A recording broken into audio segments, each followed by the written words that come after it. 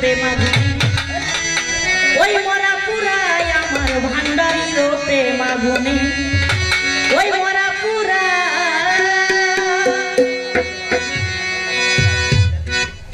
বাজান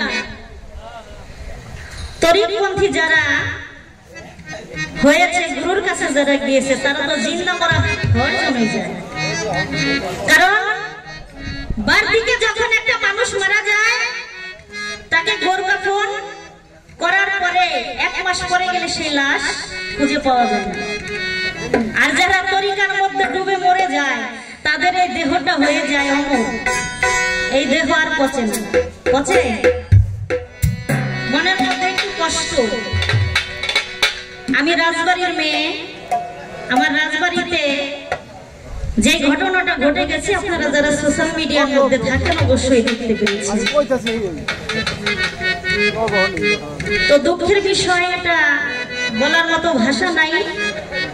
এত গান, এত কথা, এত কিছু যে যারা লিখে গেছে, আজকে আমার মনে হচ্ছে এই সব কিছুই যেন বৃথায় চলে যাচ্ছে।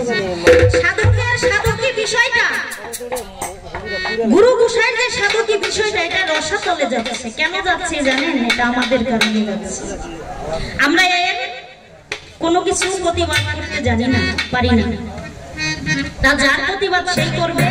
কারণ আমরা মরেছি কার প্রেমে? গুরুর প্রেমে মরেছি, রাসূলের প্রেমে মরেছি, আল্লাহর প্রেমে।